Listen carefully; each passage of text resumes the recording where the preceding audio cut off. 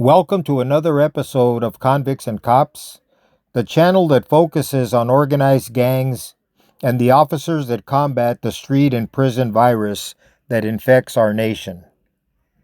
Before launching this video, here's a quick word from our sponsor coming from the book of Matthew, chapter 7 and verse 13. Enter by the narrow gate, for wide is the gate and broad is the way that leads to destruction, and there are many who go in by it. In the gang world, I think all of us can identify with this special word. Making wrong moves is so easy, especially for those who choose to live a life of crime. We're on a runaway truck with no brakes heading downhill to our inevitable destruction. We can remain on board or simply jump off that truck. Food for thought as we move on. I'm sure there is a general curiosity as to how gang members acquire their nicknames.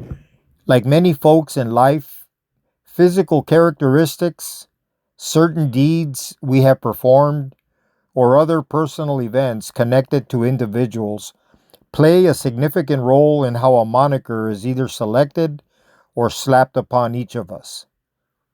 The graphic you are viewing are 20 men who were leaders of their street gangs who ultimately joined the Mexican Mafia prison gang. Each has a distinctive nickname. A placaso is what it's called in Spanish, that became notorious in the street and prison gang world. I will discuss some of these. Joe Arias was known as Colorado from Colton.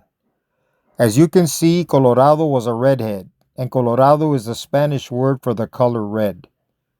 I first met him at San Quentin in 1971 when he transferred in from Soledad. Although his true handle was Colorado, the instant he walked onto the main yard from B section, I called him Flamin' Red because the wind was blowing hard and his red hair was flickering like a flame. Doroteo Betancourt, aka Sleepy, was from Calexico. His eyes were somewhat slanted and lazy looking, always squinting when he looked at you. Thus the nickname Sleepy. Us Chicanos always butchered proper Spanish, and we referred to him as Dormido, which was supposed to be Spanish for sleepy. Oh well, sounded good to us. Frank Castañeda was also known as Big Sluggo from Eloyo Maravilla. If you check out Sluggo, the cartoon character, and look at his nostrils, you can see the family resemblance. I'm joking, of course, although they do look alike. By the way, Frank's younger brother, Gabriel, also known as Little Sluggo, was also a Mexican Mafia member. Ramon Guerrero is up next and was known as Rey Cabezon from Eloyo Maravilla. Cabezon is Spanish slang for big head, and he was Big Sluggo's East LA homeboy from Eloyo. Rey Cabezon and Colorado were very active inside the Soledad Adjustment Center during the racial conflicts against the blacks and members of the BGF. So what does that have to do with nicknames, you ask? Absolutely nothing. Sorry. The next mobster is Robert Salas, who was known as Robot from Big Hazard, or Hazard Grande. As you can see from the baby picture of him with his mom, Robot had polio for a few years of his young life and walked with an exaggerated limp. He thus inherited the appropriate moniker of Robot from his Ramona Gardens neighborhood compadres. This nickname would remain with him until the day he passed on, which was about 20 years ago. Philip Segura was known as Black or Negro from Eastside Clover. He was dark-skinned, and Negro is a common handle for street gang members of a darker tint. Just like güeros are in abundance for those who are of light skin. Suffice to say, many gang guys inherit their handles due to some unique physical characteristics.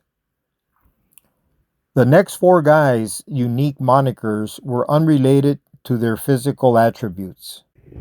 Gilbert Sanchez was known as Shotgun from Eloyo Soto, a Boyle Heights gang that may today be extinct. Shotgun was a Mexican mafia member who was proficient with a shotgun, and that alone tells a story. The Spanish slang derivative for shotgun was escopeta, or escopeton, as we fondly referred to him. I was known as Machine Gun Mundo, or MG, at one time for having used a machine gun during an incursion versus a rival street gang on the night I took another guy's life with a machete.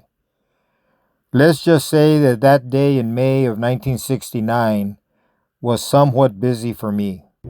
This was my booking photo when I was taken into custody by the LAPD Hollenbeck homicide detectives. Edward Eddie Gonzalez was also known as Sailor Boy, my Barrio Nuevo homeboy. Sailor Boy acquired his handle in the Boyle Heights district by rolling sailors at various neighborhood bars that populated the area between downtown LA and the Estrada Courts housing projects, where we were based.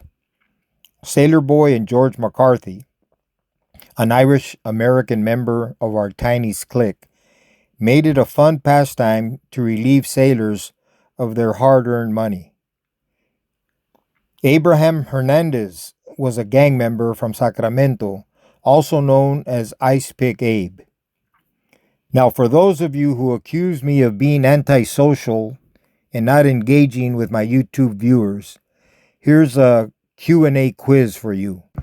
Ice Pick Abe acquired his handle from A, picking his teeth religiously with an ice pick at the conclusion of each meal, B, meticulously cleaning and scraping his toenails with the assistance of an ice pick, or C, regularly using an ice pick type weapon while fulfilling his job description for the mob.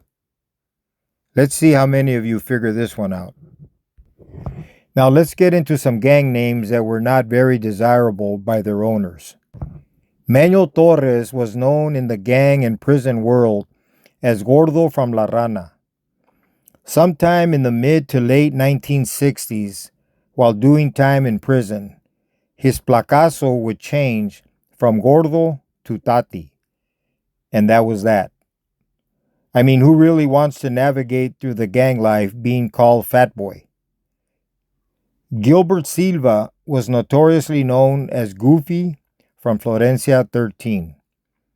When we hooked up at Soledad Central Facility in 1972, like magic, he was suddenly transformed into Mongol from F13, Florencia. Can you picture the babes calling out to you by the name Goofy or a more manly name like Mongol Man? Just saying. While doing time in the lockup units, many of the fellas adopted the warrior characteristics of ancient tribes that once populated Mexico. One day, some carnales woke up and they were Toltecs, Aztecas, and similar badasses from our cultural past. Richard Ruiz, aka Richie from Bakersfield, for example, became Tupac Amaru. Tupac Amaru was an Inca figure from Peru. Martin Vargas, who was Queto from Fresno, was Quetzalcoatl, and I may have butchered that name, but it's a Mesoamerican mythological god known among the Aztec and Maya as the feathered serpent god.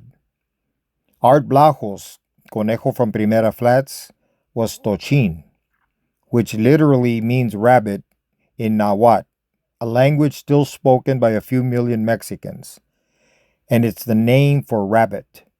So these new monikers became code handles too.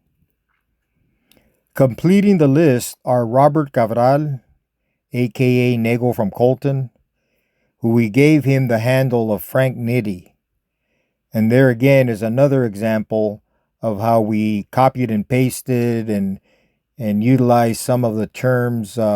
In this case, it was a character from the Sicilian mob. Frank Nitti, I believe, was around during the times of Al Capone. Frankie Buelna, aka Chivo from Merced, not only became Chivo from Primera Flats, but sometime after I left him in the 1970s, he was Frankie B. Robert Ruiz was Chino from Arizona Maravilla, and in the 21st century, I discovered that he was now dubbed Peanut Butter. Okay, so maybe I won't ask why. Benjamin Peters was always Topo from Eloyo Soto. We sometimes also referred to him as the Entudo because he looked like a gopher. His younger Eme admirers, I learned, suddenly began referring to him as Tio Pio or Patitas. Although the narrow gate that leads to redemption may seem like a difficult task to many, your sure destruction is the guaranteed alternative. When you look at your life in the rearview mirror, it really comes down to how you finish the race. The gang accomplishments are like filthy rags, to be discarded and utterly forgotten. No matter how messed up your life was, the avenue of forgiveness is always open and available. No matter where you're at or what you've done, there is someone knocking at the door asking you to let him in.